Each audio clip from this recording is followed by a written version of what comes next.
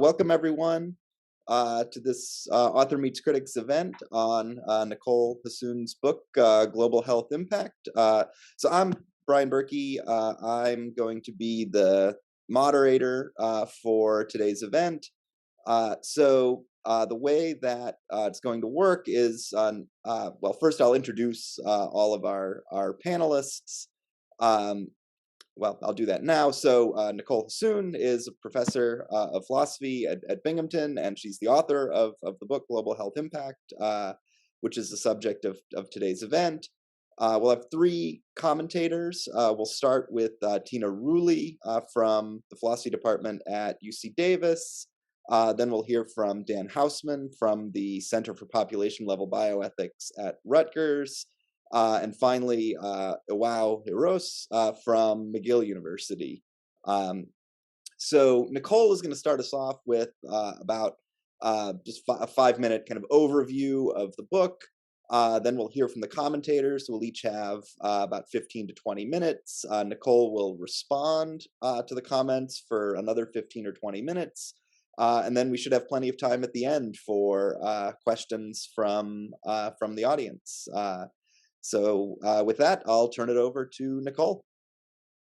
All right, thank you so much. I'm just delighted to talk with everybody today about the book, and I really appreciate the PPE Society and University of Paris for helping put this together. So as the coronavirus continues to surge around the world, people even in the world's richest countries have learned what it's like to lack access to essential medicines that they need to survive. Most of us had to wait a long time to get a vaccine, and globally, most people are still waiting.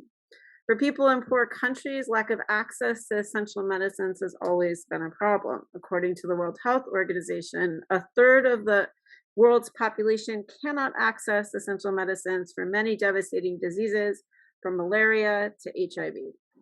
Global Health Impact, extending access on essential medicines, argues that people have a right to access these medicines and proposes strategies for encouraging pharmaceutical companies and other organizations to improve global health. The book starts by arguing that there should be a legally enforceable human right to health that includes a right to access essential medicines. I argue that some health is necessary for and partly constitutive of a minimally good life. Lack of access to essential medicines characteristically undermines people's ability to live such lives. Some say that people don't have a right to health because it can't provide guidance for distributing scarce health resources. I suggest this is not a reason to reject the right. The role of the human right to health is to provide a kind of hope and give rise to what I call the virtue of creative resolve, which is a fundamental commitment to finding creative solutions to what appear to be tragic situations. Rather than helping us decide how to ration scarce health resources, commitment to the human right to health can help us find ways of fulfilling everybody's claims.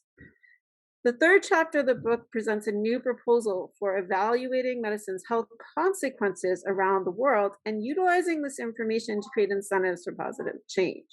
One option is to give pharmaceutical companies something like an ethical label that they can use on their products, everything they make, from pet vitamins to mouthwash, maybe 2 L's worth of things in your grocery store, and create incentives for companies to do more to have a larger health impact. Highly rated companies might have an incentive to use the label to get a larger market share, and having such a certification system opens the door to other kinds of social activism. One possibility is a licensing campaign. So pharmaceutical companies rely to a large extent on products from universities. If universities make it a condition of the sale of their licenses that companies holding their technologies have to have a GHI label, or that they do well on GHI standards, that creates, again, a large incentive for companies to do more to promote global health. The fourth chapter argues that pharmaceutical companies are violating human rights and failing to live up to their obligations on my standards. So if the Global Health Impact Initiative can help rectify these problems, people should purchase Global Health Impact labeled goods. I argue that consumers have played a role in supporting pharmaceutical companies that are violating rights and failing to live up to their obligations by purchasing their products. So they should often engage in ethical consumption to help fulfill human rights and compensate for these effects. Now, some will object that states are obligated to fulfill rights and not individuals. But I suggest that absent just institutions, even individuals are responsible for promoting positive change. I defend this positive change consumption that under just rules, people should be free to consume what they like. But absent such institutions are significant moral constraints on consumption. I suggest it's legitimate to aim at democratic change in markets, but that doing so isn't always required. That if we make democracy too central, it can prevent truly positive change. And we need to recognize the importance of democracy for bringing this change about, but also the limits. The sixth chapter suggests examining the prospects for global health impact labeling and licensing, in part as a way of expanding the domain of traditional philosophical inquiry. It presents a proposal for testing consumers' willingness to purchase GHI labeled goods in a grocery store. So we put a label on a few over-the-counter products and we test whether people are differentially willing to purchase those products. The chapter explains how carrying out this test might provide an example of a new kind of experimental philosophy. Finally, the book concludes that even if creating a GHI label proves impossible or undesirable, data on medicine's health consequences is incredibly valuable. Researchers can use it to look at the determinants and consequences of health impact, and international organizations and country-level ministries of health can use it to evaluate performance, set targets, and guide the distribution of health resources. In short, understanding medicine's key impacts on the global burden of disease can help policymakers better treat, prevent, and address infectious diseases. So, thank you. All right. Thanks, Nicole. And Tina, you're up. Great. Thanks, Brian. Thanks, Nicole. So Nicole Hassoun argues that all people have a legal human right to health that should be instituted and enforced because health is needed or important for people's ability to live minimally good lives. And because of this, people have a right to access essential medicines in order to secure a basic minimum of health. Hassoun's focus is on diseases such as HIV/AIDS, tuberculosis, and malaria, which disproportionately affect people in lower income countries and which undermine people's abilities to live minimally good lives. On Hassoun's view, states have the primary responsibility to secure the right to health, but other agents, including companies and individuals, incur responsibility as well when states fail to do what they ought.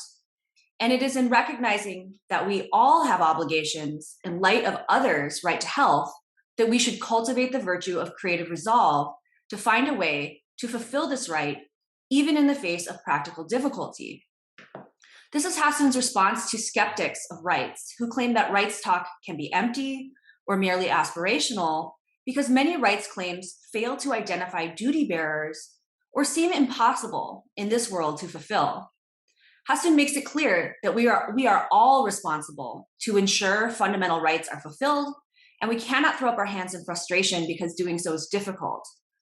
We should instead question claims that fulfilling certain rights is impossible and look for creative solutions to doing so. Insofar as it is in fact possible to fulfill rights, then we have a duty to do so. Hassoun then provides a paragon of this creative resolve, explaining her global health impact certification project, which brings together individuals and their purchasing power to incentivize pharmaceutical companies to address critical health needs around the globe. Companies that actually do the most, as measured in disability-adjusted life years, to ease the global burden of disease, would receive a global health impact label, informing consumers that this is a business worth supporting by purchasing their products. Indeed, individuals and other institutions, such as universities, in turn have an obligation to purchase from highly rated companies when feasible. Even a small percentage growth in product sales is billions of dollars worth of revenue to many such large companies, incentivizing them to seek the GHI certification by innovating on new medicines or improving existing ones to meet essential health needs, or increasing access to them or meeting other health needs such as nutrition. The GHI certification is a way for companies, other institutions, and individuals to, at least partially, fulfill their duties vis-a-vis others' right to health. So in brief, I agree with most of what Hassoun argues. I don't have the expertise to evaluate the practical or empirical aspects of the proposal, but it should be noted that Hassoun provides substantial empirical support for her argument. I would imagine the most useful and morally important feedback would constructively critique or augment empirical or practical aspects of the proposal. How can we make it more successful, given what we know about human purchasing tendencies, for instance? But lacking expertise in that area, I will focus on some normative ethics questions I have about the proposal. They are not intended as critical, but as prompts for further discussion and clarification on the theoretical framework for her view. So my interest in what follows is in reconstructing and interpreting Hassoun's view of the nature of and relation between the duties of states, other institutions, and individuals in light of the human right to health. In particular, I want to gain clarity on what the nature of the individual duty is. The question of the nature of and relation between state, institution, and individual duties is important because it might help make sense of and respond to one of the important potential objections to Hassoun's account based on the demandingness of the duty. So there are quite a few different possibilities for how state and individual duties relate to one another. Hassoun suggests several of them are in play throughout the book. Indeed, some of them are compatible with one another. But I'm interested in hearing more from Hassoun about which views she favors or how these all come together. So let me spell out the possible views. Hassoun most frequently suggests that states have the primary duty to fulfill the human right to health. Presumably, this means first and foremost for their own constituents. But states can also hold each other accountable in the case that any one of them fails to meet this duty for their people. Often on views where states have the primary duty to fulfill rights, individuals and other institutions are responsible for the duty indirectly. For instance, states may have the duty to spend money on fulfilling the right to health. On this view, although individuals act charitably when they too donate money directly, this is morally optional. Instead, what individuals owe is indirect. Individuals fulfill their duty when they vote for policies and politicians that support the state's duty to fulfill others' rights when they pay their taxes. Individuals themselves do not directly have the responsibility to fulfill rights. A virtue of this view, in some people's eyes, is that it correctly identifies who the duty holders are. In this case, we may rightfully think it is the state's proper role to fulfill rights and provide a minimum basis for health of its constituents. We may think this perhaps because it is the proper function of the state, or in other cases, because the state itself is responsible for certain global harms or conditions that lead to rights deficits somewhere elsewhere. On the other hand, it may not be seen as under the purview of individuals to fulfill certain positive rights, or individuals are often causally innocent with regard to rights violations. And individuals in isolation are also causally inefficacious. The view at hand puts the responsibility where it should intuitively rest, with the state, with the result that individuals have derivative but less demanding duties. We must do our part in supporting a good, well-functioning state. We are not directly responsible for fulfilling the positive rights of others. Since my primary focus is on what individuals owe, call this the indirect duties view. This is one view of what individuals owe when states are the primary duty holders, but I don't think it's Hassoun's view, or at least not her focus. Instead, Hassoun puts most of the focus on the duties individuals and non-state institutions have when states in fact fail to fulfill the rights for which they are the primary duty bearers. In chapter 4, Hassoun argues for the role pharmaceutical companies can and should play in meeting the right to health, given the failure of the states. And she focuses on the role individuals have to play in supporting the right to health in non-ideal states. Supporting the GHI certification is the primary means of supporting the right to health that she advocates for. Note the difference here.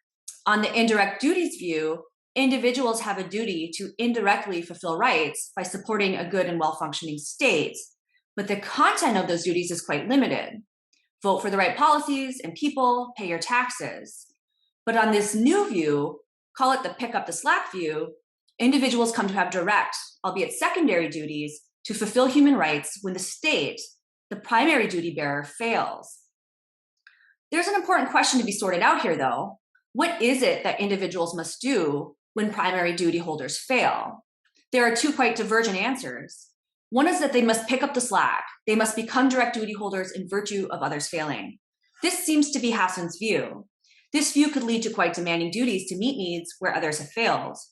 But another option is to think that primarily what individuals and other institutions owe in light of state failure is to hold the state accountable. That is, they need not directly meet the duties themselves, but they should protest the state and organize to vote en masse to make changes. This alternative is not addressed in the book, but seems like an option worth discussing. Thus, the question is, even if the focus is on non-ideal conditions where the states have failed, why think pick up the slack is the right view of individual duties rather than what I'll call hold the state accountable? One argument in favor of the latter is that it seems to fall more naturally out of the assumed underlying view that states are the primary duty holders. When they fail, we should hold them accountable rather than just take on their work for them.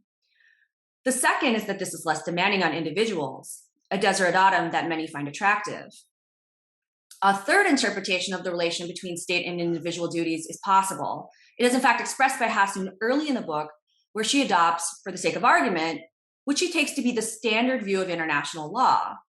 On this standard view, quote, states have primary responsibility for ensuring that their subjects can fulfill the human right to health, and other states, companies, and individuals should help fulfill them when states fail to do so, end quote, page 18. The first clause, as stated, is intriguing. States have primary responsibility for ensuring that their subjects can fulfill these rights, suggests a complex view in which individuals have direct and primary duties to fulfill rights, but states have the responsibility to help them fulfill the duty, perhaps by creating background conditions in which action between individuals is coordinated and efficient, perhaps making rights fulfillment less demanding for all than it would be without the help of state coordination. On this view, I interpret individuals as being the primary duty bearers and the state playing a secondary coordinating function. I don't know if Hassoun has this view in mind, though, despite its explicit statement, but it is possible. She focuses much on what pharmaceutical and other companies can do, especially in light of failed states. One might read into the view that companies can and should step up to take on the state's coordinating function when states fail, providing conditions in which individuals can meet their duties. Companies adopting the GHI certification can do just that, allowing individuals to relatively easily meet their duties through its purchasing scheme. But I'm also in doubt about this being Hassoun's favorite view, as so much of the argument focuses on the large demands placed on individuals to meet the human right to health. This suggests a fourth view, which in places Hassoun explicitly supports. On this view, all agents have the same direct and primary duties to fulfill the human right to health. In the book's appendix, in footnote 3, Hassoun says, and this is a long quote, in principle, everyone bears the obligations correlative to social and economic rights. Duties should be distributed in principle. However, I believe that in practice, the duties are well enough worked out to locate distinct duty bearers in most cases. States are often in a position to help fulfill these rights and to encourage other states to do so. Moreover, on the conception of responsibility at issue, other institutions and individuals have human rights responsibilities as well.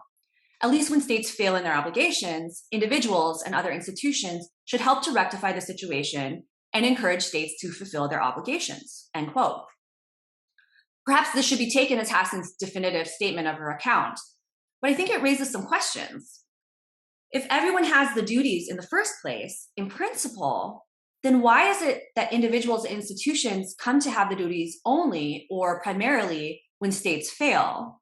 And further, if the duties are held by all types of agents in principle, but distributed in practice, then wouldn't it be just as much, if not more practical, to distribute primary duties to corporations and pharmaceutical companies rather than to states? Functionally, this may be what Hassoun is doing in recognizing the failure of states and emphasizing the duties of corporations. But why not think companies hold the primary duties in the first place? Finally, a fifth view, easily compatible with the above four, is also in play. Agents have duties of repair or compensation because they are responsible for violating rights. They might be responsible because they caused the rights violations and or they benefit from them, and as Hassoun emphasizes, may be particularly well placed to address the rights violations. This is a good point that should remain distinct from the other arguments. While some focus is placed on the duties pharmaceutical companies have to pick up the slack of failed states, we might emphasize that pharmaceutical companies have obligations of rectification all along, given that they have exacerbated health inequities. Although again, if all agents have these duties from the get-go, then first and foremost, companies have these duties in virtue of others having the right to health simpliciter, and these duties may be yet stronger in virtue of their causal role in rights violations. But again, this raises the question of why so much emphasis is put on picking up the slack of failed states. Companies have primary and direct duties already. We could also make more of extending the same argument to individuals, especially the wealthy and those of us in wealthy nations. Don't we too benefit from current rights violations? I received my COVID booster shot this past fall, while many in lower income countries who desire a vaccination have not yet received their first shot at all. I benefit from this scheme. Those who voted for Donald Trump in 2016, roughly half of voting Americans, also causally contributed to this unjust vaccine allocation scheme by supporting a candidate who would ultimately reject international vaccine equity, and so on. So by these lights, we might be able to make yet a more forceful argument for the direct duties of repair that individuals have to compensate for rights violations we are responsible for and benefit from. As I see it, although it is stated that states have the primary duty to meet the human right to health, it is possible for individuals to have direct duties for any of the following reasons. We must pick up the slack of failed states.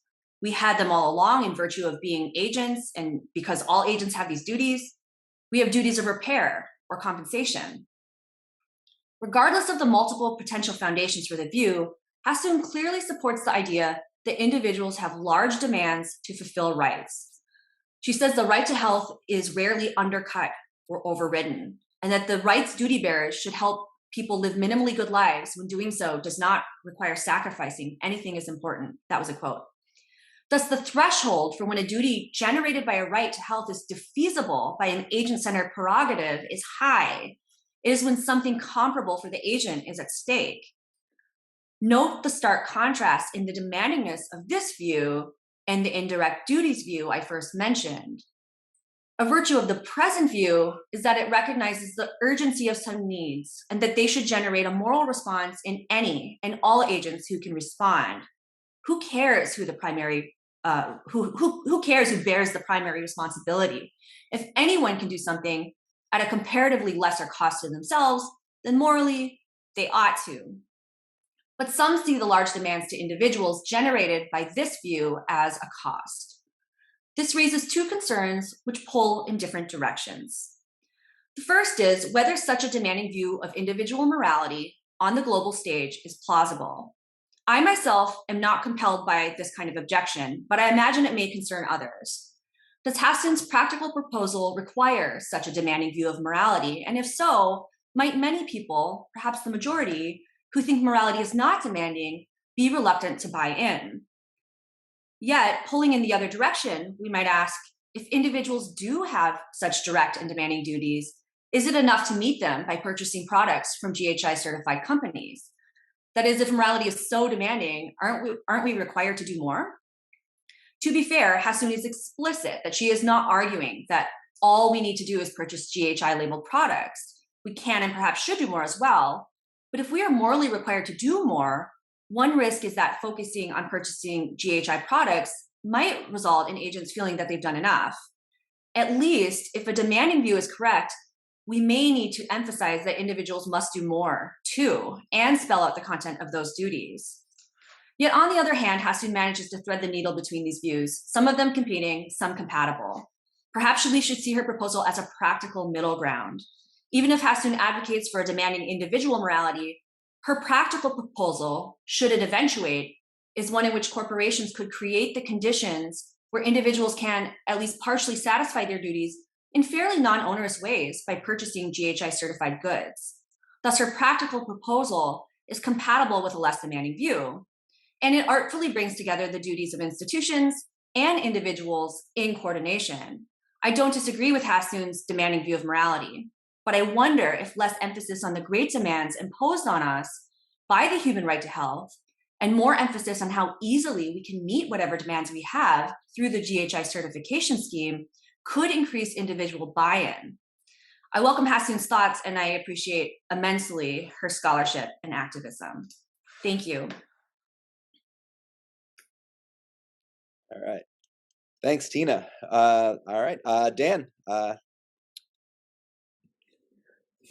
I'm delighted to be here, and greatly enjoyed Nicole's book, where she argues for a proposal designed. Oh, actually, I have some slides. I'd like to share my screen if I could. Let me quickly find it. Here we go. Okay, I trust everyone can see that. Nicole argues for a proposal designed to give companies, especially pharmaceutical companies, incentives to do more to address serious health problems in less affluent countries. The proposal calls for rating the impact of companies' drugs on global health and encouraging individuals and organizations to use those ratings in the form of global health impact stickers on consumer products to guide their purchases. In arguing for this proposal, Nicole defends a number of philosophical theses. I shall focus mainly on her claims that individuals have a human right to health, which implies more specifically a human right to access medicines essential for health. In my view, postulating such a right is a mistake. It doesn't help Nicole's case for global health impact ratings, and it poses difficult questions that are avoidable distractions. So here's an outline. Most of these sections will be very brief. First, I want to discuss Nicole's human right to health, then why I believe that there is such a right, what arguments she gives in defense of it, say a little bit about the question of just what constitutes a basic minimum of health, because that's what we have a right to, and then why deny that there is such a right, what are my criticisms of postulating such a right, and then rather than simply being critical, more constructively, I want to make a case for how we can understand the importance of health and the duties we have to promote people's health without postulating a right to health, say a little bit about creative resolve, and then conclude. So what is the right to health? The human right to health is a human right to medicines, well, it's more than this, but it includes a human right to medicines essential for health. And in Nicole's view, and Tina's paper was extremely helpful. I skipped over a lot of this, but as I read Nicole's view, that it's a right possessed by all people with correlative duties, primarily of states to their residents, but duties extend to organizations, individuals, and companies. So that's how I read it. So going on, why believe there is that right? Well, one justification for a human right to health, and there may be others, is the following argument that I have on the slide here, 2 premises and a conclusion. A basic minimum of health, and hence medicines essential for such a basic minimum of health, is necessary for a minimally good life. It's first premise. Second, individuals have a right to what is necessary for a minimally good life. And thus, the conclusion, individuals have a right to medicines essential for a basic minimum of health. Now, I agree strongly that people ought to have what they need for a minimal good life. They ought to be healthy. They should be well-fed, sheltered, clothed, educated. They should be free. They should be safe. They should have friends. They should have love. But do they have a right to all of those things? Why make all this into rights?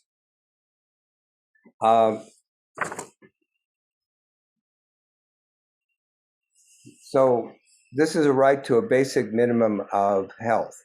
Well, what is a basic minimum of health? Nicole says she doesn't really need to answer that because it's only important for I'm quoting here, it's only important for this book's purposes that HIV/AIDS, TB, malaria, and other neglected diseases seriously threaten individuals' ability to live the kind of minimally good lives to which they have a justifiable aspiration. But if you think about it, that seems sort of peculiar. Malaria has a 1 in 700 chance of death. COVID-19 has a much, much lower probability of death and quite a low probability of causing persistent, really serious health problems. It doesn't seem to me that vaccines are in any way needed for a minimally good life. Obviously, I think they're incredibly important, but I don't think that they're necessary to a minimally good life. And so it's unclear whether a right to provide people with those medicines necessary for a minimally good life is going to get Nicole where she wants to go. I think I can skip over a bunch of things here. So why deny that there's a right to health? Well, I agree with Nicole that people ought to have those things needed for a minimally good life. Some minimal levels of health, food, shelter, clothing, education, freedom, safety, friendship, recreation, and love. However, I don't think it's helpful to maintain that individuals have rights to all of these. The main reason for my hesitation is by making them into rights, one assigns them a nearly absolute priority over other things that contribute to a good life. That means that if one maintains, as Nicole does, that individuals have a right to health, one must either give absolute priority to protecting and restoring health over education or love, or one must maintain that individuals have rights to everything necessary for a minimally good life. Insisting that there are rights to everything necessary for a minimally good life rules out any trade-offs between those things and other goods that contribute to the quality of life that are not necessary for a minimally good one. For example, one might question whether, as Martha Nussbaum suggests, play is necessary for a minimally good life. If it is, then when enhancing play comes into conflict with enhancing shelter, then some sort of trade-off is called for, though how one is supposed to trade off rights is unclear.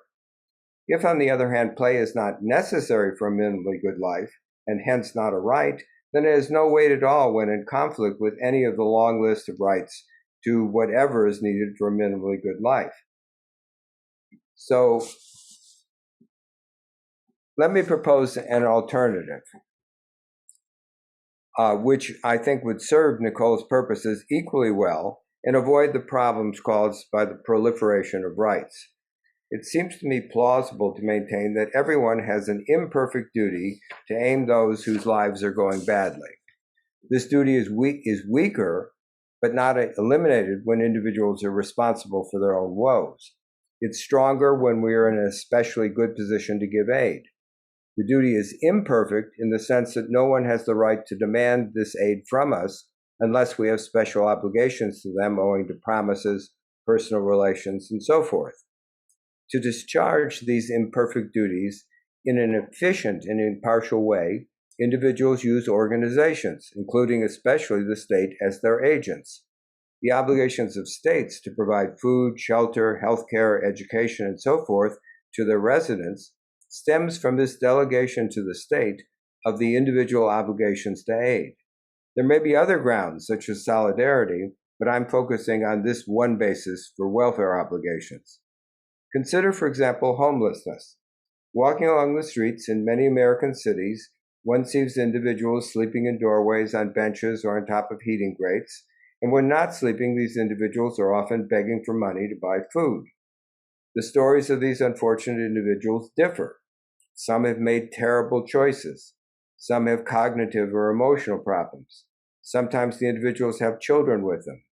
Each of us, in my view, has an obligation to alleviate this misery. But we don't have an obligation to give money to any particular beggar, or indeed, if the state's doing its job, to give money to any of the beggars.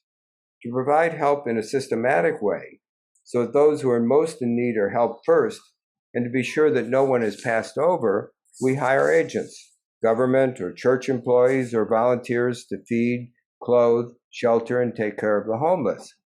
If anyone is refused aid that our agents have been employed to provide, or if the funds to support the homeless are misappropriated, then our agents have harmed those they are supposed to be taking care of, and they've wronged the taxpayers or churchgoers who've employed them. Our imperfect duties to aid are stronger in the case of greater need, and weaker in the case of goods that enhance life, but are by no means necessary for a minimally good life. But there's no chasm between goods that are strictly necessary for a minimally good life and goods that merely enhance the quality of life. Homeless shelters do not and should not provide meals that only satisfy nutritional needs, and their beds should have mattresses and pillows, even though those aren't necessary for a minimally good life. Without having to draw a line between that aid that is required to satisfy rights and that aid that merely benefits individuals, our agents enable us to carry out our imperfect duties.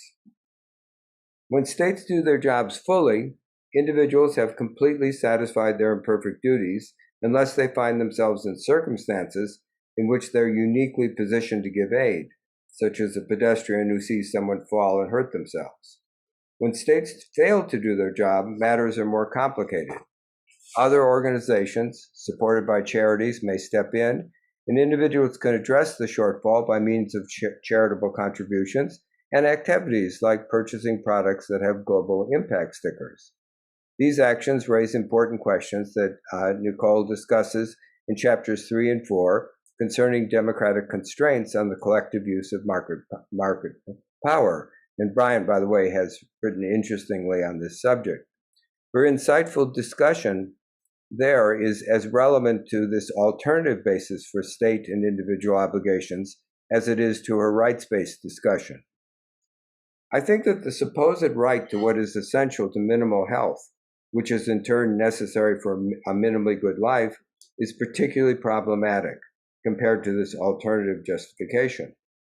Are vaccinations against whooping cough, measles, or chickenpox essential to minimal health? What about a course of chemotherapy that prolongs life for a month, a year, or 10 years?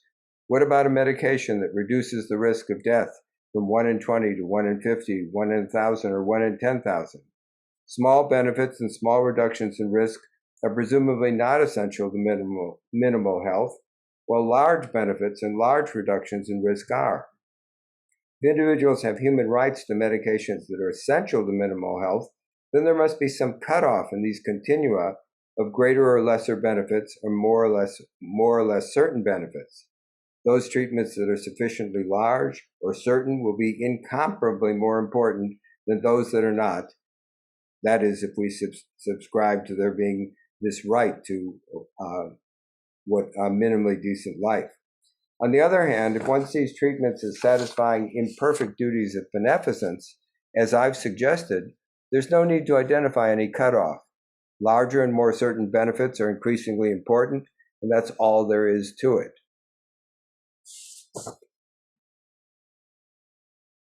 In Chapter 2 of Global Health Impact, Nicole has one further argument in defense of acknowledging a right to minimal health. In her view, recognizing such a right, quote, fosters a new virtue that I'm quoting Nicole, call creative resolve. And she writes, as is on the slide, consider why human right to health should give rise to creative resolve, why duty bearers should try hard to fulfill the rights claims. Duty bearers should not fail to fulfill the rights claims even when tragedy seems inevitable. She offers two arguments for this duty of creative resolve. Here's the first argument from page 55. People sometimes fail to fulfill their significant duties because they lack moral imagination or an appropriate level of commitment. Premise 1. Premise 2, if people sometimes fail to fulfill their significant duties because they lack moral imagination or an appropriate level of commitment, duty bearers should counteract this possible failure by trying hard to fulfill their significant duties. That is, they should exercise the virtue of creative resolve. 3, this follows from 1 and 2. Duty bearers should try hard to fulfill all of their significant duties. That is, they should exercise the virtue of creative resolve in doing so. Premise 4, the human right to health generates significant correlative duties. This follows from the nature of a right.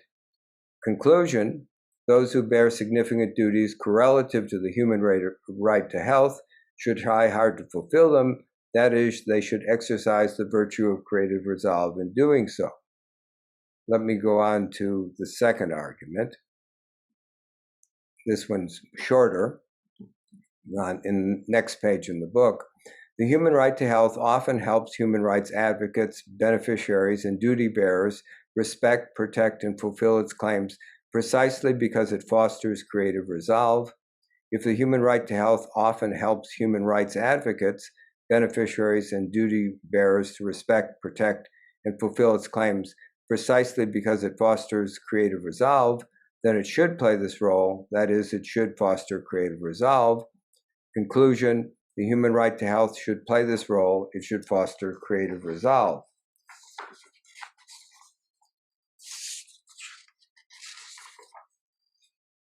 So, creative resolve is not just trying hard. It is, as it were, refusing to take no for an answer. It's the virtue of the virtue of persistence, effort, and imagination in pursuit of an objective. Accordingly, I don't agree with Nicole that's a new virtue, and I don't think it has anything to do with whether there's a human right to health.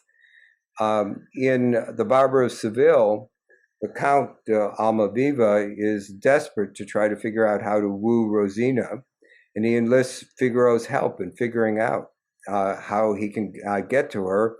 Her guardian is protecting her from him, and Figaro is engaging in creative resolve with the help of a good deal of money from the Count. Similarly, in Romeo and Juliet, when Juliet, who's already secretly married Romeo, is being forced to marry Paris, Friar Lawrence figures out a way for her to avoid marrying Paris by drinking a potion that will make her appear to be dead. That's creative resolve. And creative resolve doesn't require that essential medications be provided even when tragedy seems inevitable, unless, of course, appearances are misleading. If it's inevitable,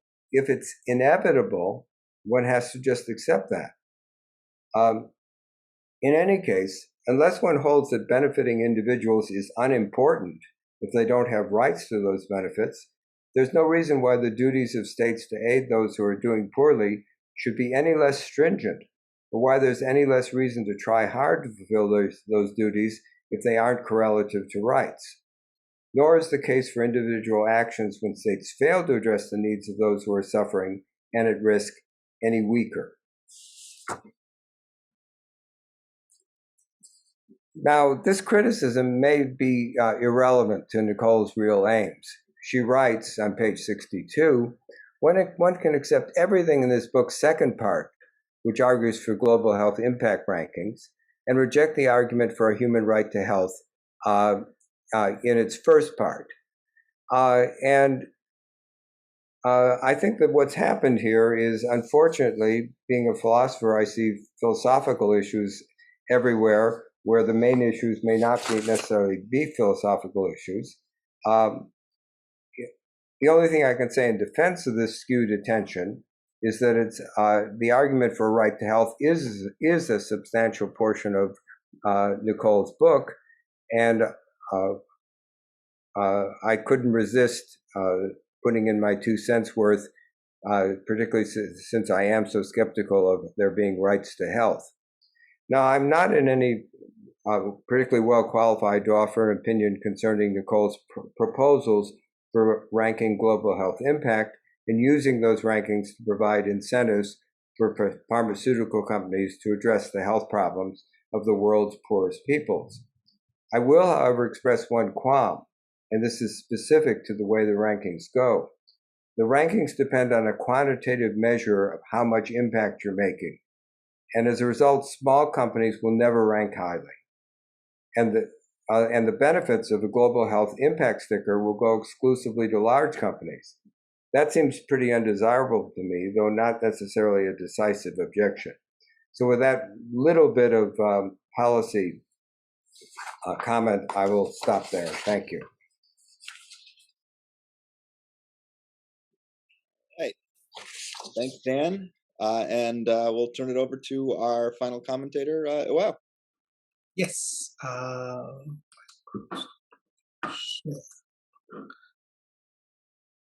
Hang on. I want hang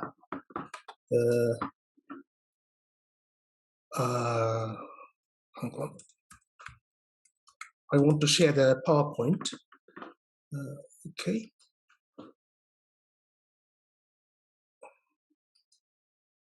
Okay. How do I do that?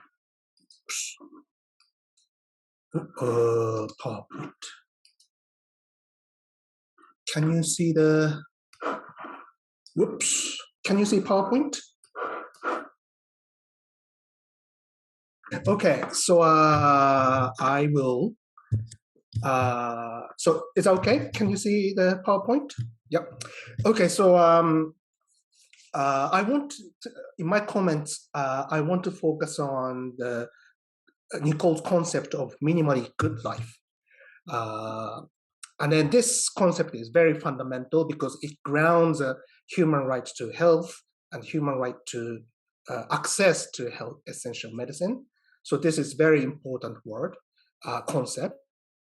So, when she adds, because she adds minimally it to good life, this concept seems to be very modest. Nicole doesn't demand the highest level of good life. And she only demands a minimally good life. So her starting point and grounding argument is quite modest. So I want to focus on this key concept in her project. So what I want to discuss in this comment, in my comment, is two things. One is I will do different views about good life, what good life means.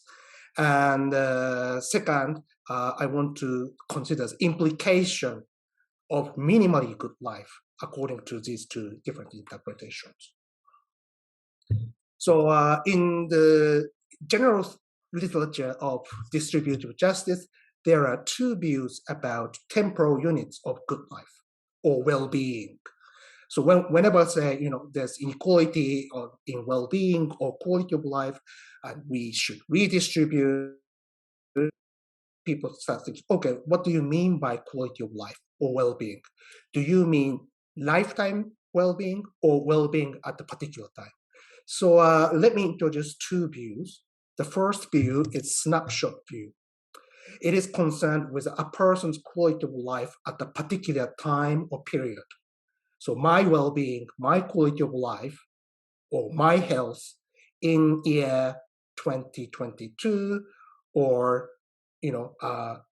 March 2020, not my well-being or health over my lifetime. Second view is a lifetime view. This view is concerned with a person's quality of life over her entire life, not a particular period. So lifetime view considers my well-being, my quality of life over my entire life, not a particular moment. Okay? So I hope to live more than 80 years. My well-being, my health over 80 years or 90 years. And then it seems to me that the lifetime view is more popular than the snapshot view. Let me give you examples. I will give you 3 examples. John Rawls. According to Rawls, parties behind the veil are supposed to consider the lifetime bundle of primary social goods. And they consider the basic structure of society and economy. Takes, say, lifetime view of primary social goods. Second example is dworking. In the hypothetical auction, probably as you know, the MB test will be conducted. And according to dworking, MB test is conducted for a lifetime bundle of resources. And then we test whether a person has an MB towards other people's bundle of lifetime resources. So dwarf hypothetical auction is based upon the lifetime view of resources. The final example is Thomas Nagel. In his paper, Equality, he proposes the distributive principle, which he calls a pairwise comparison. And then pairwise comparison is basically compare lifetime welfare or conditions of one person with lifetime conditions of another person. Okay, so Thomas Nagel's view of pairwise comparison is based upon the lifetime view. Okay, so it seems to me that the lifetime view seems to be the more popular view than snapshot view. What is the implication? There's a difference between these two views. Okay, so here's one example. Imagine John had a very poor condition in his 20s, but lived a comfortable life in the rest of his life. According to the snapshot view, John's life was below the minimal level of good life in his 20s. Okay, he needed medication, he needed treatment. The level of well-being or quality of life was below the minimum level. In contrast, the lifetime view, John's life was not below the minimally level of good life. Because what they care, lifetime view, what the lifetime view is the well-being or quality of life over entire life. So even though there was some deficit in his 20s, his good well-being and good life in other periods can offset that deficit. So on balance, John was not below the minimal level of good life. So there's a difference between significant difference between snapshot view and lifetime view. Support two views simultaneously, because from this example, you can see if you try to uphold two views simultaneously, you have to endorse two contradicting propositions. So you cannot endorse these two views simultaneously. You must choose one of them. Now, practical implication may be more significant in the context of global health. So on the left column, you see the top 10 global causes of death. On the right side, you see the top 10 global causes of disability-adjusted life years, DALYs. So global causes of death doesn't consider the life years lost due to that death or disability due to that disease. So if you compare these two columns, you see significant differences. For example, this lung cancer diseases appear on the left side, but don't appear on the right side. And then road injury, TB, and other some kind of disease will appear on the right side, but don't appear in the left side, right? So this because if you look at the DALYs or like the life years or good lost due to premature death, then the younger that disease occurs, the worse it is. Okay, and it's taken to be more serious. It's like dementia or lung cancers. Those diseases are the kind of disease which very old people tend to develop. Not necessarily, but tend to develop in later age. And then not many life years are lost, but if you really care about their well-being, so well-being or health of, say, Alzheimer's disease patient, okay, at that health or well-being seems to be below the level of minimally good life. So it depends on, so if you look at if you feel sympathy, or if you support the snapshot view, probably your intuition is closer to the left side. And if you support the lifetime view, you are more inclined to interested to look at the right side column. Okay. The snapshot view, you think Alzheimer's disease or other dementias or lung cancers, they are pretty important thing to look at. Whereas if you take a lifetime view, cancers or dementia or that kind of thing are not particularly that important. Okay. Now, it's not clear to me that which view Nicole has in mind. In passing, like chapter 1, when she talks about different accounts of human rights, legal to health, she seems to be, based upon the snapshot view, because many accounts of human rights to health are based upon the snapshot view very implicitly, right? So I think many accounts of human rights to health would say people with lung cancer have a right to, say, expensive cancer technology. Okay, whereas if you are lifetime view support lifetime view, probably you don't share the same idea. So, on the other hand, Nicole seems to support or her claims are based upon the lifetime view in the later chapters. So she frequently referred to malaria, TB, HIV/AIDS, which tend to give huge impact on younger generation rather than very old people. And then she has very little reference to technologies for treating cancers and dementias. Okay?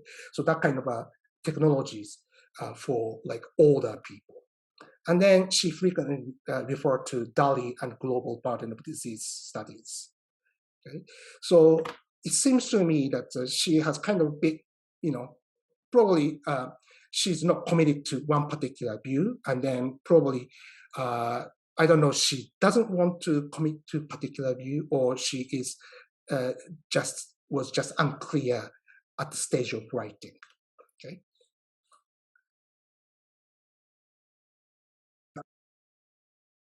Okay. Okay. Now, I'm more inclined towards lifetime view because many people in distributive justice support the lifetime view. So let me consider the implication of Nicole's claim in terms if we adopt the lifetime view. Okay. So I said DALY is closer to lifetime view rather than snapshot view. But now DALY in global burden of disease studies is based on maximally good life, not minimally good life.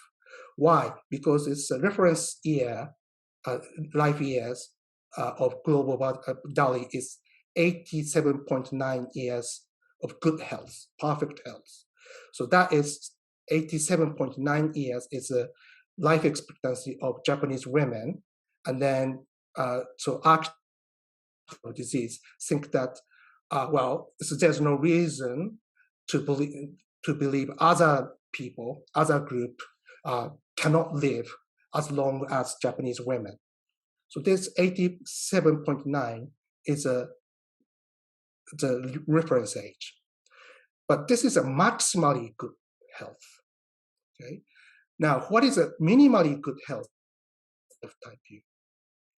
So must be strictly smaller than 87.9. So global average life expectancy, which is say 72.6 years of good health. Probably this is, average. So I don't know, minimally good life or health in terms of lifetime view should be higher than or lower than global average life expectancy. I don't know. What about like a typical life cycle? So I don't know, 60 or 65 years of life, that may be good enough to pursue career, professional career, have family, travel abroad, experience lots of things. We can change. We can have a different view about the period of typical life cycle. But say 60 years, is that kind of a minimally good life if you take the lifetime view? So I don't have any argument, but you can take different views, and then that is basically whichever you age, we kind of give lower priority to old people. And then so this, if we take minimally good life very seriously, like Nicole, then we should recalculate DALY in a very significant way. So as I said,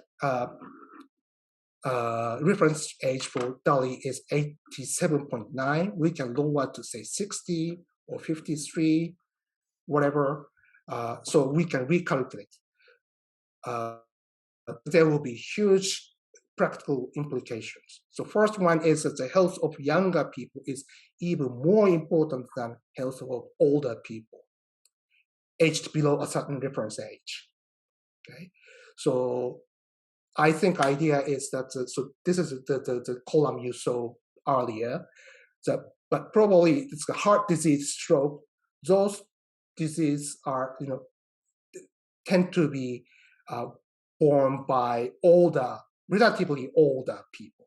So that means in his age of 40s, 50s, they start developing heart disease and stroke. Not many young people develop these diseases. So this disease will be relatively less important if we take Nicole's approach.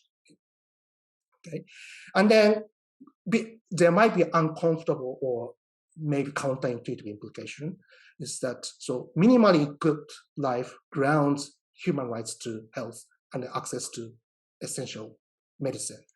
Now, above the reference age have no human rights or severely restricted human rights to health, and then access to essential medicines such as cancer drugs and cancer therapies and dementia therapy to dementia. So this is a bit uncomfortable thing, but this is a price, probably, implication Nicole has to accept if she takes a lifetime view. Okay, so that's my comments. All right, thanks, Iwao. Nicole, on to you for response to the comments. Yes, thank you so much for the excellent comments. I'm blown away. I really, really appreciate it. Everyone taking so much time to think about this so carefully. All right, I probably won't answer all the questions completely, but I'll give it a go. Let's see if I can make this work here. There we go. Okay. COVID-19 is devastating lives and livelihoods. We've seen 6 million deaths to date. Hundreds of millions are unemployed. 150 million people have fallen into desperate poverty. Domestic violence, substance abuse, and mental health problems are on the rise. Many other devastating health threats exist as well. So in 2020, malaria infected 620,000 people and 241,000 died. Trachoma has blinded 2 million. Do people have rights to protections against such risks of potentially devastating illnesses? Do they have rights against all health problems that threaten their ability to live well enough? Does it depend on the severity of the threat?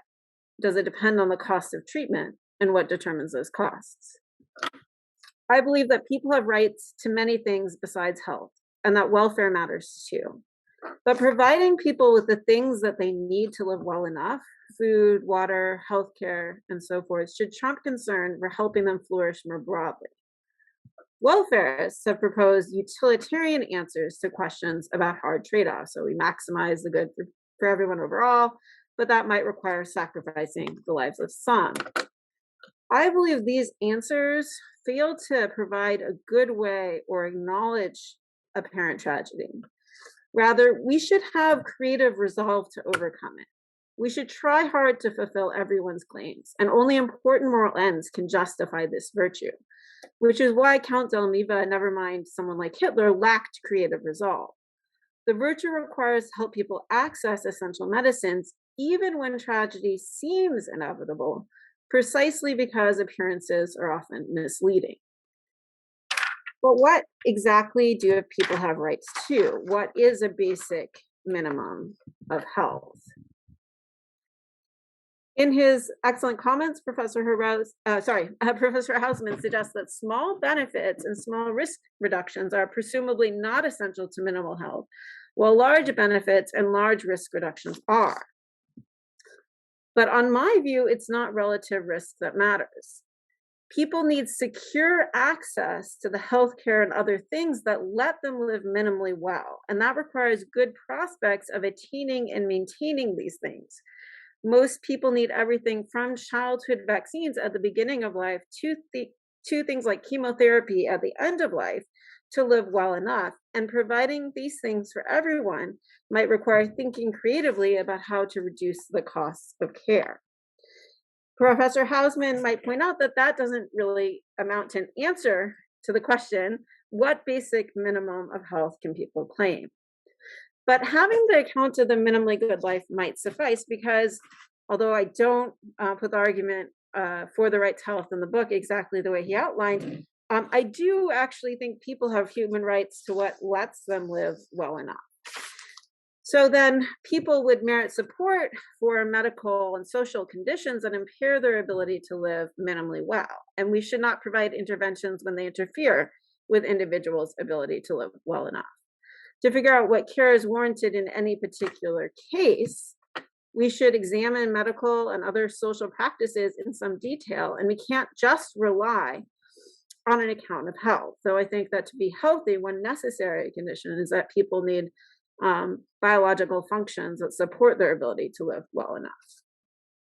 Consider what might be a difficult case for me in this book. So some say that many of the things people think are diseases in the West, even conditions like AIDS, might not be diseases in some cultures, while others charge that cultural health practices are illegitimate because they rest on a poor conception of health. For instance, in Africa, when patients seek out care for conditions like AIDS from local healers, some accuse them of seeing witch doctors and charge that it's counterproductive or can increase the spread of disease. Who's right? Everyone here will agree, I think, that if traditional healers are spreading rumors that exacerbate the spread of AIDS, then that can undermine people's ability to live minimally good lives. But what might not be so obvious is the ways that the community health workers can help people live well enough. They often provide support, education, livelihood projects, even childcare for people. Focusing on secure access to whatever plausibly health interventions one needs to live minimally well might help decide what interventions people can claim. For instance, it should be clear that people have rights to treatment even for conditions that wouldn't kill them, but might only lead to disabilities like blindness if that undermines their ability to provide for themselves or their families. Moreover, the claim that people have a right to something that they need to live minimally well provides us with a strong reason to try to fulfill their claims, unlike the mere assertion that something, say more play or a lollipop, could improve someone's welfare. Professor Hausman thinks that everyone just has an imperfect duty to aid those whose lives are going badly. This duty is weaker, but it's not eliminated when individuals are responsible for their own woes. To discharge these duties efficiently and impartially, individuals use the state as their agent. The obligations of states to provide food, shelter, healthcare, education, and so forth to their residents stems from the delegation of the individual obligations to aid. Now, this sounds like people have a right to aid, but Professor Hausman doesn't think that individuals have an obligation to help particular others. He says we don't wrong homeless people when we walk on by without helping them. Only states wrong the homeless, though they also wrong us as taxpayers. And I disagree. Even if we have done our individual part to help, we must still recognize that there's a claim there that's perhaps tragically, if not unjustly, unfulfilled. It's noteworthy that this disagreement, though, could occur just as well between two proponents of welfarist views as between a rights theorist and a welfarist. And in a way, my view is welfarist. I'm just committed to sufficientarian, what philosophers call sufficientarian, or a threshold on well-being that can ground claims. So it's just if we have to choose between helping people rise above the threshold and maybe even many more who are just slightly above it, that I think we should prioritize those who can't live well enough. Otherwise, I would argue that we don't demonstrate reasonable free care for others. And thinking about what free, reasonable care for others requires on my account of the minimally good life might help us deal with some of the trade-offs that we have to make in articulating a rights theory or in any kind of sufficientarian welfarism like this. Okay, with that said, let me turn to Professor Rulli's questions about the duties correlative to her right. To the right, to health. Okay, so in her thoughtful commentary, Professor Rulli asks about the nature of the relationship between the state, institution, and individual duties. And she says, this is important because it might help make sense of and respond to one of the important objections to my account based on the demandingness of the duty. Okay, so she distinguishes between views on which individuals have indirect duties and views on which individuals have direct duties to fulfill rights. She rightly notes that I reject the indirect view, as we've seen. I have something more like a pick up the slack view. I suggest that in some cases, individuals become direct duty holders in virtue of others failing. But I agree with her that they might only have to hold the state accountable. So the obligation to engage in ethical consumption is conditional. If individuals aren't doing the other things that they have to do to fulfill their obligations, then they should engage in ethical consumption. Although I don't think all legal rights have to be grounded in moral rights, I also think that in principle, everyone bears the obligations correlative to moral, social, and economic rights. And we then create legal rights where states are the primary duty bearers and others have secondary duties to assist to discharge these obligations, in part because states are well placed to do that for us. Now, Tina asks if the duties are held by all types of agents in principle, but distributed in practice, then wouldn't it be just as much, if not more practical, to distribute primary duties to corporations like pharmaceutical companies in this instance, rather than states? And I actually agree. So as corporations come to have greater control and influence over people's basic life prospects, and they're well placed to assist, I think there's greater reason to consider assigning them obligations. Those states in practice have to get them to fulfill them because corporations lack the appropriate incentives to respond to individuals' needs. So we either have to fundamentally rethink the nature of incorporation, assigning corporations greater responsibilities, or maybe better regulate them, remove corporate personhood privileges. On my view, though, it would require a separate paper to make that case. Okay. Finally, I also think that agents have duties of repair or compensation because they're responsible for violating rights or supporting institutions that do. Ultimately, I think individuals have demanding obligations to help fulfill rights, and I show in the book that some of the best arguments that views like mine are too demanding fail. That said, Tina might be right that I do better to place less emphasis on the great demands imposed on us by human rights and more emphasis on how easily we can meet whatever demands we do have through the Global Health Impact Certification system to increase individual bias. Okay. So I'm going to turn now to the second part of the book on how we should measure health to support the Global Health Impact Project. At the end of his comments, Professor Hausman notes that larger companies have more resources and should generally be able to do more on our index. Note first that the index is a market-based mechanism for incentivizing companies to have the greatest health impact. And larger companies don't always have a greater impact. So here's company size versus impact. But we provide the option to divide by company size on our website. And this is the correlation again between company size and impact. So if empirical research suggested it'd be best to reward companies on the basis of size adjusted impact, we could easily do that instead. I think it's just an open empirical question. What would motivate companies to have the most impact? Depends on also whether they have large consumer product portfolios and other things. Let me turn then to Professor Hirose's excellent comments as well. So I'm going to say Iwao considers my view about how we should think about what constitutes a minimally good life over time. I say individuals' life, their relationships, their pleasures, their worthwhile activities have to sufficiently compensate for difficulties, pains, losses, and so forth, that reasonable people and caring free people would say that their lives qualify as minimally good. They wouldn't seriously doubt individuals' ability to live those lives. And moreover, I say that this has to be so at any particular point in time for the life to reach the threshold for a minimally good one. Okay. I also say the right requires helping people live out their normal life expectancy at any time minimally well. So I believe it matters how people fare at a time and over time. And that I'm going to square the circle here and accept both the lifetime view and the snapshot view, but reject Iwao's suggestion that we should go for this limited lifetime view. I think we should care about individuals' whole lifetime well-being, no matter how long they live, as the DALY implicitly does, and that no one should fall below the threshold for sufficient well-being at any time as far as we can help them stay above it. So suppose I can either help one person live well enough in their 70s, right? Suppose, they would otherwise die. Or I have to help someone younger live a minimally good life overall. What should I do? If we use the DALY metric, helping the younger person reach the threshold for a minimally good life overall might outweigh helping a person in their 70s. But it doesn't have to be the case. So if the younger person only has a small disability and the 70-year-old person would die without intervention, we might well do the life-saving intervention on the DALY. And that seems like a reasonable feature, right? Both of those things matter, saving the life of an older person, helping a younger person, say, avoid a disability. But the DALYs method implicitly does give much less weight to saving the life of an older person than a younger one. And in some cases, that seems to me to be perverse. Perhaps we should give equal preference to saving lives regardless of age.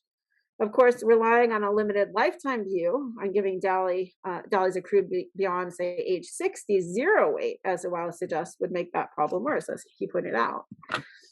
And it might be possible to employ a method I propose for solving the disability discrimination objection to DALYs to address this idea that we should have equal concern for life saving regardless of age, allowing at the same time that alleviating disability counts more for the young if the person has to live with it longer than an older person would.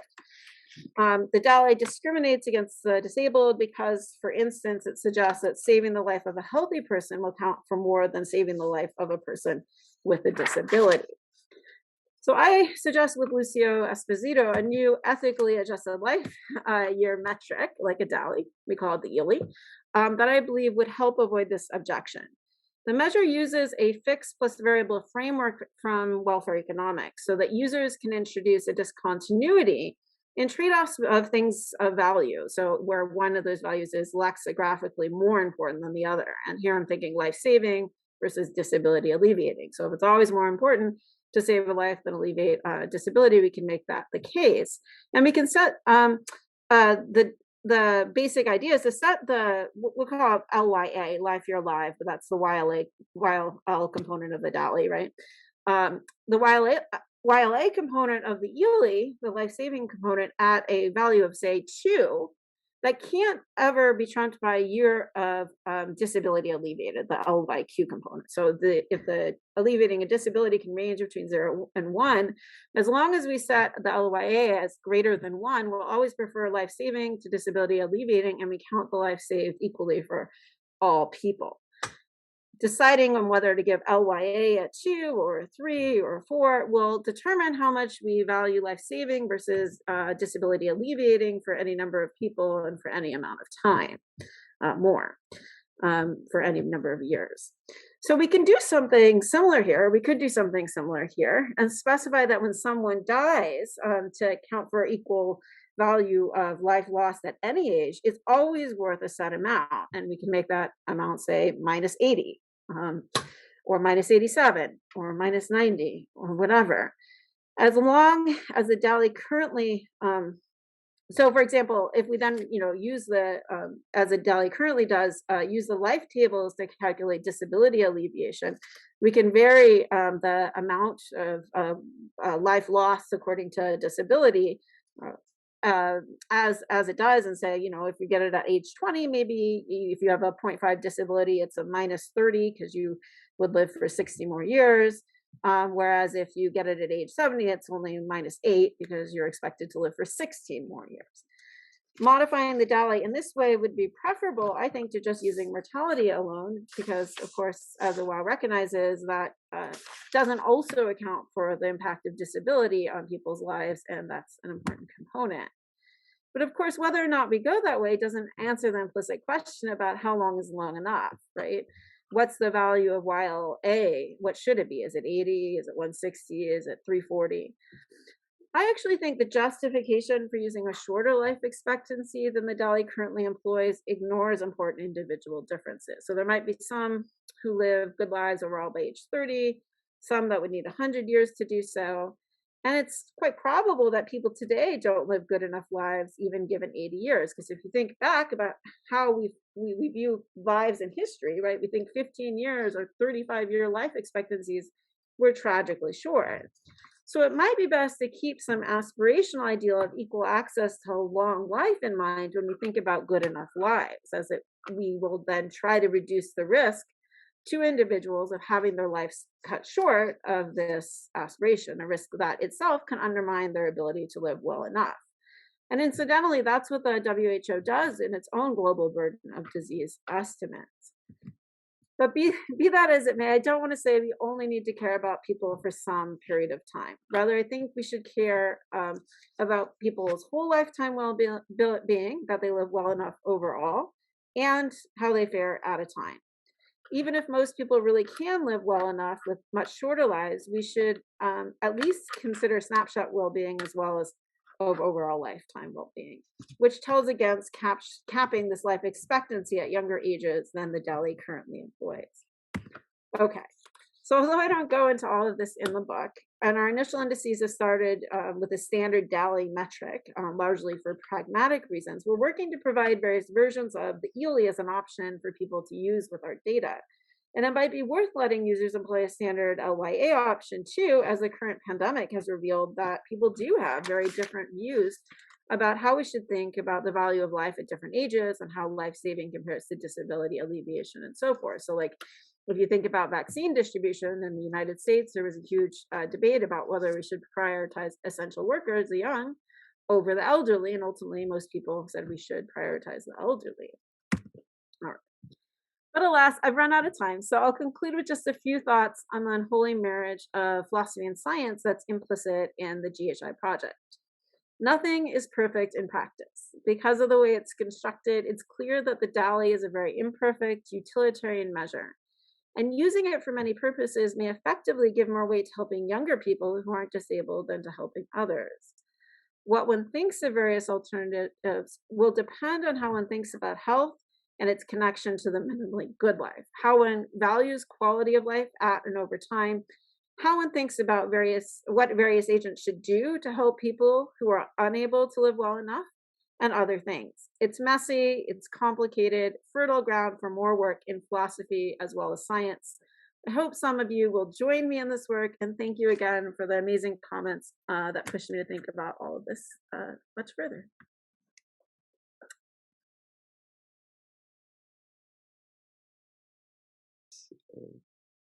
Yeah, oh, wow, go ahead.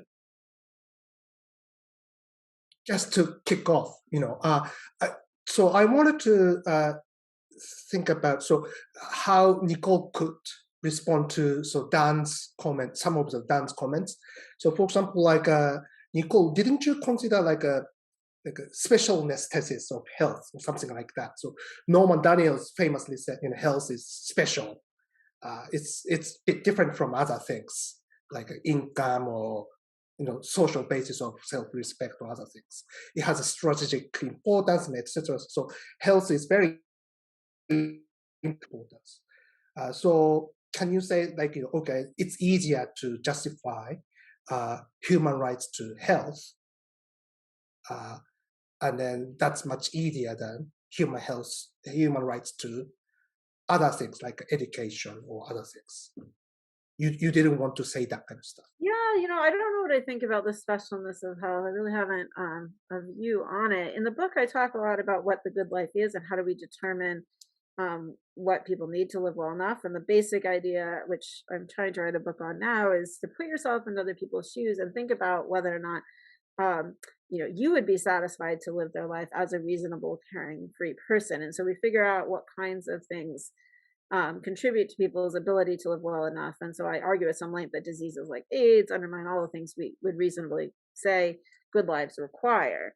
And because the indices started with some major health problems that seemed fair at the time, we've expanded to neglected tropical diseases. So I thought a little bit about like trachoma and blindness and this kind of thing. It doesn't kill you. Does it interfere with your ability to live well enough? And I think it does in many cases, in most cases. And so it's reasonable to keep it on the index, especially in developing country contexts where people are unable to like work and feed their families if they go blind, for instance. But you could say, there are people it seems could live well enough, and the advantage of the kind of ground of the human rights health in this conception of the good life is supposed to be that it's appropriately sensitive to differences between individuals. So I'm a pianist and I need my fingers, right? Like I really need my fingers. It's not just the standard bag of resources. So as that flexibility, like a capability theory, but it's more of a welfarist, grounding, because it's not just the ability to do things that matters. People actually need to have stuff and institutions and other things. So it's a very, I think, rich conception of the good life that's supposed to ground the right to health. And then we have to figure out exactly, you might say, well, you need an account of what health is. And there I really am leaning towards like a pragmatic conception of health. I think there's not a really good theory that it's really, really hard. And so I can defend this necessary condition of health. I don't have anything like a sufficient condition. But ultimately, I guess it doesn't seem as important because I do, although in the book I don't say that everyone has a right to whatever helps them live well enough. I do think that people have rights to that, and I'm arguing that elsewhere now. So if it's not properly a health intervention, but it's like something else that helps people live well enough, it doesn't matter that much for practical purposes anyway. And so for the purpose of the index construction, I'm not that upset if it's like, oh, well, technically it's not health. Okay. I would love to expand it to beyond health in a way. So, yeah, thank you. Right. We invite members of the audience again to raise your hand if you would like to ask a question. Let's see. One yet. Dan or Tina, did you want to follow up on any of Nicole's comments? Yeah, Dan, go ahead. Sure. Given what Nicole said in her presentation and just now in her answer to Iwao, I'm quite puzzled about the notion of a minimally good life. I had an uncle who I very much loved who died in his mid-30s. And it seemed to me that he definitely had a minimally good life. And that would at least appear to suggest that there was no rights violation. The fact that he didn't, at that time, in fact, his condition was incurable. Now it would be. It doesn't seem as if there was any violation of his rights. And it wouldn't be any violation of his rights if we had the means to cure him and didn't cure him, if all the right is the right to a minimally decent life. It seems to me that makes the right to health much weaker than you really want it to be. And so I'm now very, very puzzled. Yes, I think it goes back to like the answer to wow, there's both, right? So we might say overall they lived well enough, right? But at that time, it's undermining their ability to live well enough when they're dying, right? Like they can't continue to live well enough. And so everyone, if you put yourself in that person's shoes, can I live well enough if I don't get that intervention? The answer is definitely not, right? I'm going to be dead. So it's both over time and at a time. And so we have reasons to expand, help people live even if they're 95. Like if their life is, they can continue to live good enough. There's reasons that they have a right to it, on my view. And everyone has a life expectancy. It might only be 4 months for somebody, but that 4 months for them is really important, to the living, continuing to live well enough at that time. What about a right to COVID-19 vaccination? Definitely. So like I think it's quite demanding, although I call it minimal, right?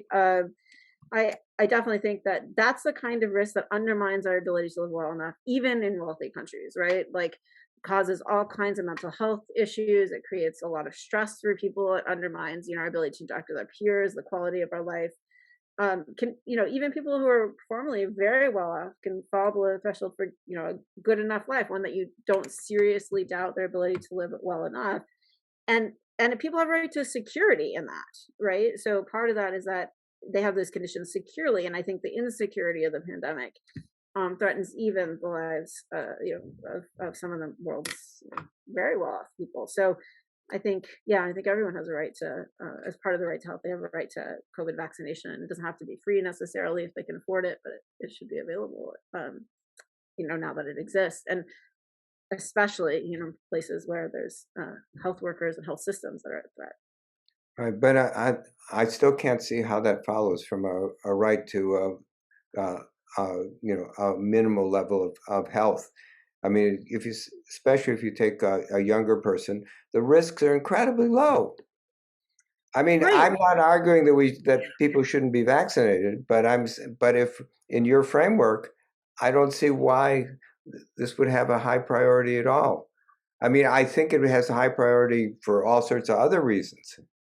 So I also agree with you, and I think protections, like, to some extent, I agree with you. Like, first off, it's not the direct health threat to the individual that's going to necessarily provide reason to vaccinate them. They have a claim to protections as maybe they age through the population and herd immunity in some cases, in my view. So I kind of discuss this in some other papers and maybe an appendix of the book. But even, right, so we take a healthy 20-year-old, that doesn't mean the person that, is still, okay, let's make them a little bit younger, able to go to school and get their education. Those are fairly serious effects on people's quality of life. It's largely the indirect threats, the threat to mental health, the threat of, completing your education, that could undermine someone's ability to live well enough. And I agree, it's kind of a debatable case in that sense. So if you put yourself in that person's shoes and you ask yourself, is there a serious risk to my ability to, continue to live well enough with this disease? I think, the answer is yes, but you could maybe convince me that it's not. So I don't think it's like the super clearest case. But for a 70-year-old or something, it's like climbing Mount Everest. So I think it should be fairly uncontroversial that person at least has a right to vaccine. Yeah. Okay, so we've gotten some questions in the Q&A and in the chat. So I'll go ahead and read these and we'll go from there. So the first question is actually for Tina from David Bessemer. So David asks, what system of duty bearing do you think best benefits Hassoun's ideals and the proposed GHI system? Thought about that, Tina? Yeah, thanks for the question. I mean, I think, I'm mostly interested in what Nicole thinks best supports her view. But I mean, if you're interested in my opinion, I can say briefly, first of all, I'm not one who tends to think in terms of rights frameworks. And I didn't want to approach my critique or, engagement with her book from that perspective. I wanted to take on board, some of the foundations of her view. But my opinion is that rights are instrumental to getting the job done. And so it's partly empirical question how we frame things to get the best results. And I'm not an empirical expert on these things. I know I'm dodging a bit here, but I guess, if you push me to make a best guess, I think really emphasizing the duties that pharmaceutical companies have as duties of rectification or repair is where a lot of the emphasis should be. That's both because I think that's morally true that they have duties of repair, but also for practical reasons, it seems that they have the best ability to coordinate the actions of individuals to bring about this GHI scheme. So focusing on what they owe people in virtue of the inequities that they have caused or failed to alleviate seems promising to me. And that would mean focusing less on what states ought to do or have failed to do. Maybe states have secondary duties to regulate pharmaceutical companies to help incentivize them to bring about these schemes. But I think focusing on pharmaceutical companies puts the focus on the proper agent.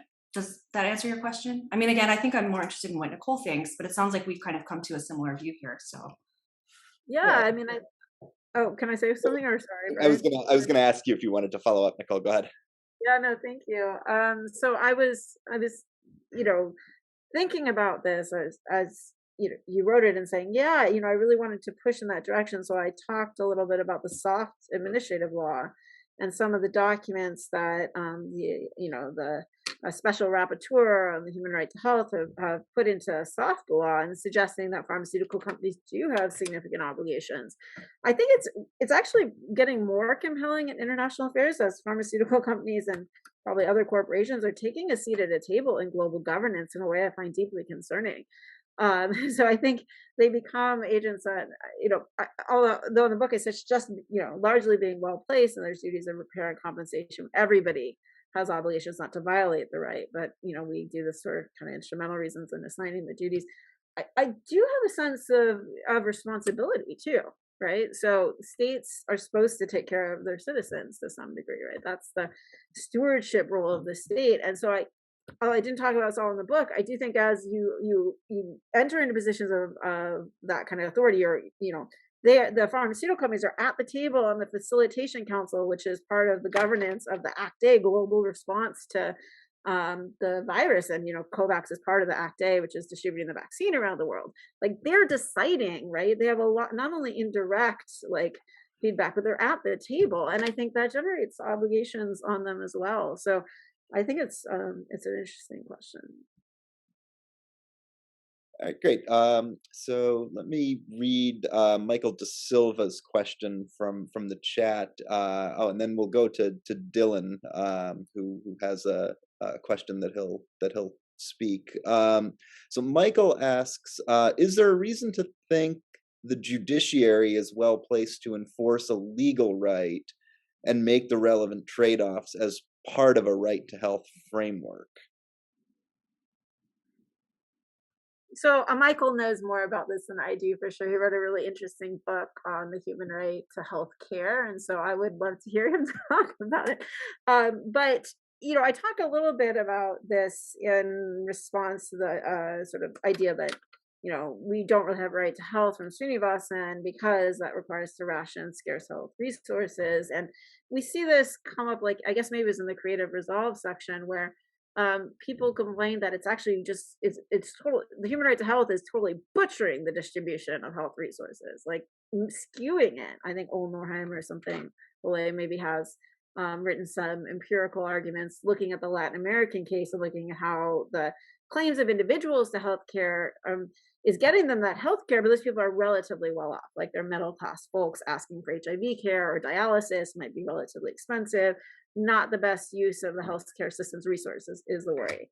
And the human rights lawyers, I'm firmly on the other side, right? I'm like, well, agreed, but there's these international obligations that need to be enforced and need to be in play. And so if it's true that the health system really can't provide dialysis for people and all the other things that would expand, basic life prospects in even more important ways, then they have to make these tragic choices, right? That's at one point of decision maker. That's the country level Ministry of Health or the government. But the international obligations, on my view, are pretty intense. So when the states are failing, international organizations as well as individuals have to fill the gap. And so there's still a human rights failure, and to providing the aid that's necessary for these countries to have basic health systems, including provision of dialysis and so forth. So it's, and a very, if you look at part of the problem, it seems to be skewing it, but the real problem is a little bit larger. Okay, let's go to Dylan. Corey, can you, yeah, great. Great. Thanks so much to everyone for the discussion. It's been really stimulating. I was curious about some of your comments about the COVID-19 vaccine in particular. And as you mentioned, there's a kind of an equal risk to the unvaccinated everywhere, and high-income countries and low-income countries. So then a high-income country may plausibly favor its own with the vaccine, at least at the beginning, when the vaccine is absolutely scarce for everybody. with the promise then, like, I must also give the vaccine to other nations, like as gains and protection or something like that. So let's say that then we got 2 doses and everybody in like a high income country is like, or a large proportion are then sufficiently vaccinated. But then like the Delta variant hits and it kind of takes away a lot of that protection and reduces the security of those persons down again. So then since the risk is then back to somewhat equal or in low income countries and high income countries, the persons in low income countries and high income countries, can the rich country then continue to favor its own with a 3rd dose and the 4th dose in that way? So maybe it's a bit unfair to ask you in such a specific sort of case like that, but I'm just curious if you had anything to say about that.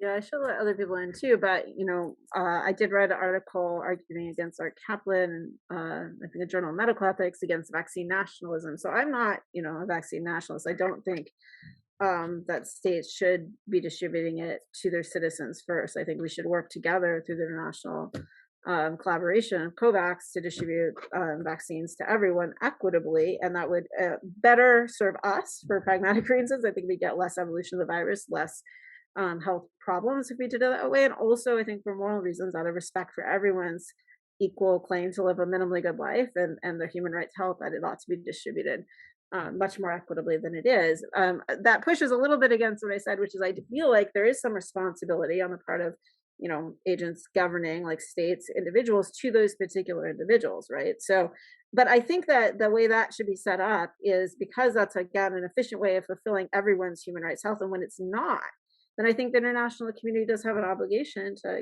come together, work together to distribute resources in a much more equitable way. Because although everyone needs a state, it's clear that not all states are equal, and not all people are being treated equally, in my view.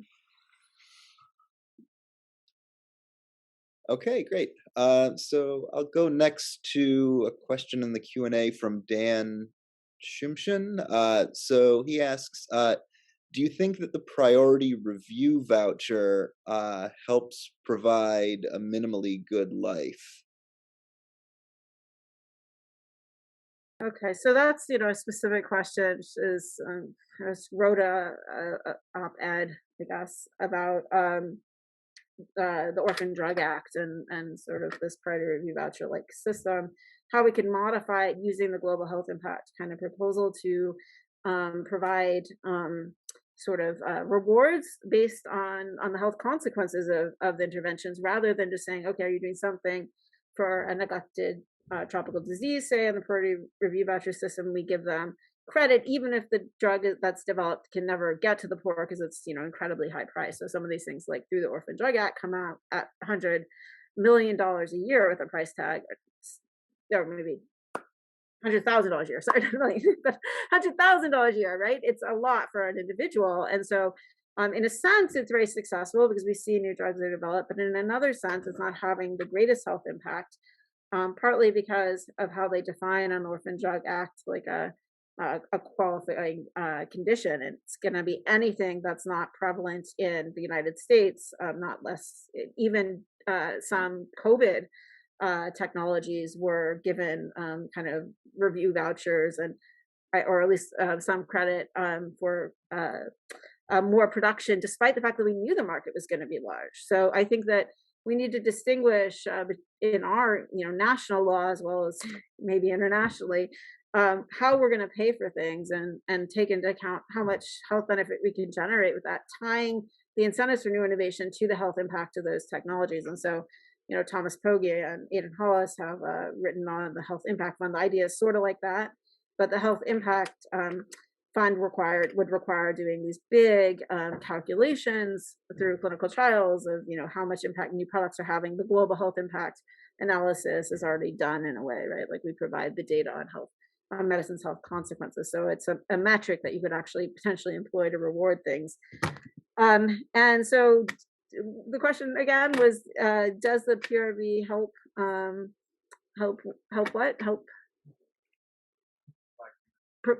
provide for a minimally good life? I mean, I think it could do better in terms of helping people, get the health interventions they need, but it does seem to be producing some things that could support people's ability to live well enough. So Sorry for the long, convoluted answer.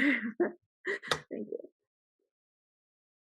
Okay, so next is a question from Chloe Metz in the chat. So I'll read this out. How will information about what the label means be distributed to the public? There seems to be so many different labels on products in stores that I personally don't recognize a lot of them, what they're trying to advertise. Will enough people recognize the label and know what this implies about pharmaceutical companies that it will make a large enough profit for these companies to incentivize them to meet the standards to get the label? Yeah, thanks, Chloe. So I guess it depends on how, if this ever became a reality. So if a pharmaceutical company wanted to try this label in a grocery store on, one of their over-the-counter products, we've looked with the last chapter of the book, there's some evidence from marketing studies that, it affects brand perception. So we'd want to actually track how that affected things and whether people were willing to pay more for products with these labels. So it might depend a little bit on how you're advertising it on the product label, but also on like if you license it out to a pharmaceutical company, if they can have TV commercials with it, right? So I think it's potentially easier to implement than a fair trade label, which doesn't start with an organization that has a large budget. It's important to note, though, it's not like a product that's necessarily good, and the FDA would want to make sure that it doesn't say, anything that could imply it would be good for you to purchase it. It's more like the red label or the red products, which I don't know if you guys have seen the iPhones. They have a red iPhone. And you support the Global Fund when you purchase like red products. It's very subtle. People don't even know that they're doing it in some cases. But it's the largest corporate contributors to the Global Fund. And so it seems like, although it's rewarding companies in a way for good behavior, although in our case, it's just for health impact, these things can be effective. So I talk a little bit more about that in the book. And it's just an open empirical question, whether it'll be effective and how to design it so it'll have the best chance of being effective. Okay, one more question in the Q&A from Brendan Riedlinger. What do you believe is the importance of influencing people to donate to nonprofit organizations? So I guess this is a question about a maybe potentially complementary effort.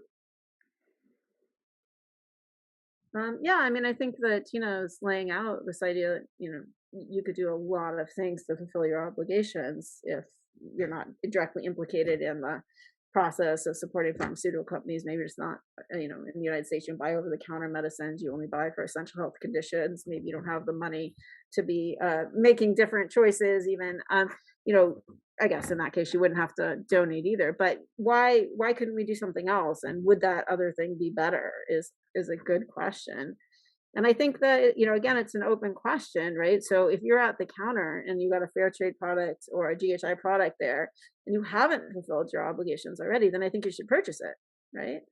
But if you've already done enough to hold the state accountable, maybe you're out there protesting or you're supporting nonprofits and so forth, maybe you don't have to purchase it at the counter. And so I think, it depends on your ability to pay and on your health needs and so forth. But I think a lot of people in rich countries could easily do this and probably haven't fulfilled their obligations already. And so this would be just another opportunity for people.